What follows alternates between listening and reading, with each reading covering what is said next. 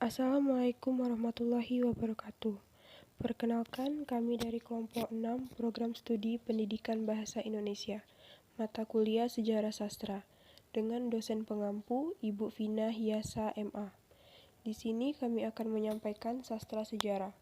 Sebelum itu, perkenalkan saya Yuni Anissa dengan NPM A1A 021100 beserta teman-teman saya, yaitu Osi Hidayanti dengan NPM A1A 021079 dan Wepi Agustianti dengan NPM A1A 021076 serta Putu Tamara Dwicha dengan NPM A1A 021074. 8.2 Sejarah Melayu. Pengertian sejarah Melayu.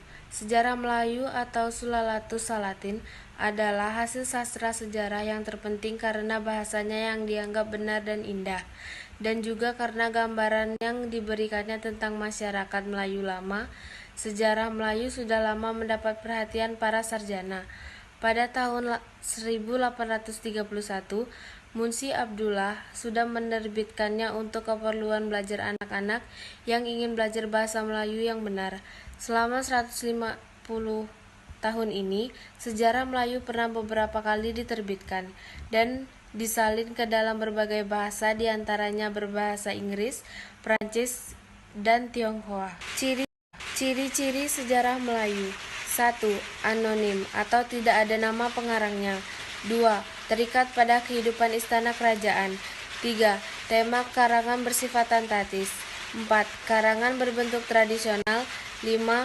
Proses perkembangannya statis. Rangkuman sejarah Melayu. Yang pertama, hikayat ini mulai dengan puji-pujian kepada Allah, Rasul Allah, dan sekalian sahabatnya. Yang kedua, Raja Sulan, Raja di Nagapatam di Benua Keling hendak menaklukkan seluruh negeri. Yang ketiga, dua orang perempuan Barhuma bernama Wan Empuk dan Wan Malini. Mereka melihat bahwa puncak bukti Si Guntang itu menyala setengah api.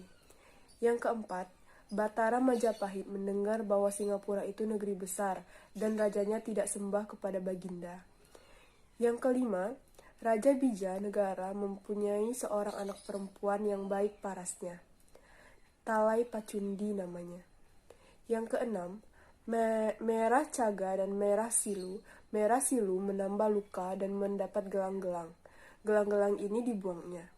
Merah Silu merah, gelang-gelang itu lalu direbusnya dan menjadi emas. Bui-buinya menjadi perak. Saudara tuannya, Merah Caga, mendengar bahwa adindanya menyantap gelang-gelang itu dan hendak membunuhnya.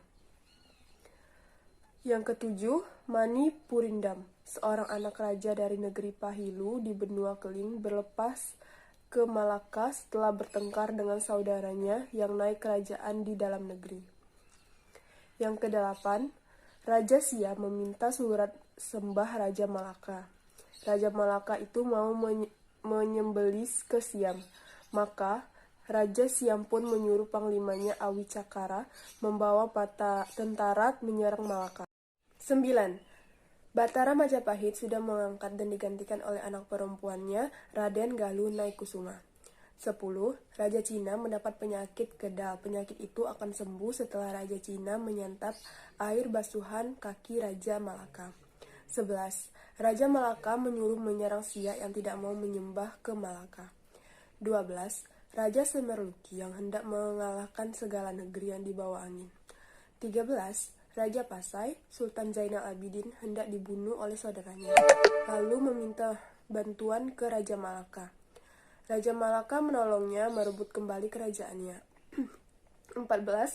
Raja Campa mendapat seorang budak lari Mayang Pinang. Budak laki-laki itu dipelihara dan kemudian dinikahkan dengan anak perempuannya.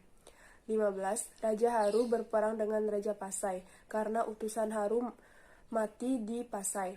16. Sultan Manawarsyah, Raja Kampar, mengangkat anaknya Raja Abdullah menghadap ke Malaka dan diambil menjadi menantu oleh Sultan Mahmud dan dirajakan di Kampar.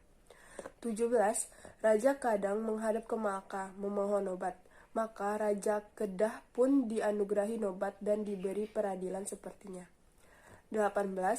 Raja Narasinga, Raja Indragiri, kembali ke Indragiri karena anak buahnya tidak tahan diperamba oleh orang Malaka. 19.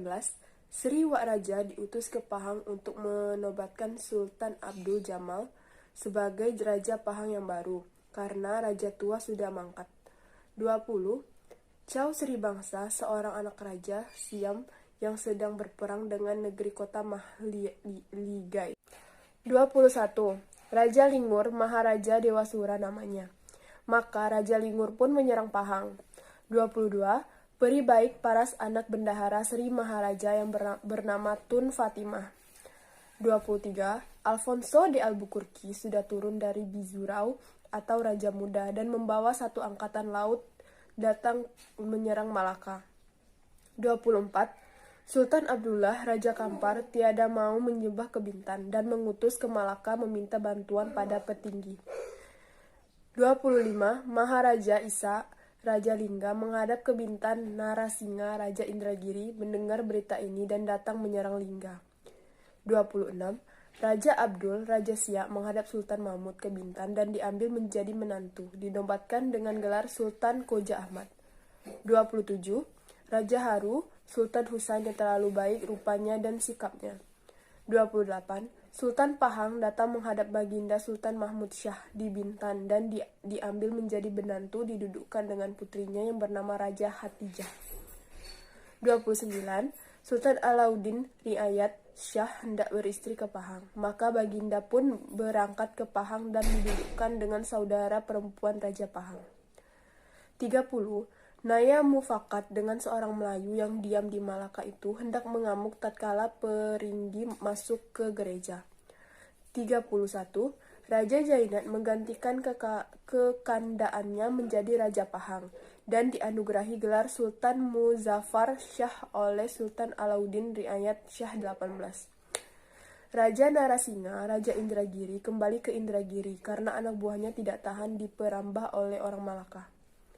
32. Sri Wak Raja diutus ke Pahang untuk menobatkan Sultan Abdul Jamal sebagai Raja Pahang yang baru karena Raja tua sudah mangkat. Definisi dari Hikayat Hang Tuah. Hikayat Hang Tuah adalah sebuah karya sastra Melayu yang menceritakan tentang raja-raja Melayu, seperti mengisahkan tentang Hang Tuah yang memiliki sejarah roman Melayu yang lama. Nah, adapun ciri-ciri dari Hikayat Hang Tuah. 1. Bernuansa romantis. 2. Bersifat anti Jawa. 3. Hikayat yang semelayu-layunya. 4. Hang Tuah merupakan sebuah lambang kerajaan Malaka. Hikayat Hang Tuah. Hang Tuah lahir dari ibu yang bernama Dang Marduati, sementara ayahnya bernama Hang Mahmud. Karena kesulitan hidupnya, mereka pindah ke Pulau Bintan, tempat raja bersemayam, dengan harapan mendapat rezeki di situ. Mereka membuka warung dan hidup sangat sederhana. Semua sahabat Hang Tuah berani. Mereka itu adalah Hang Jebat, Hang Kasturi, Hang Lakir, dan Hang Lekwi.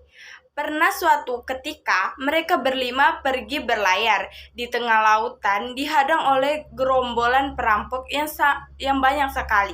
Hang Tuah menggunakan taktik membawa mereka ke darat. Di sana mereka melakukan perlawanan.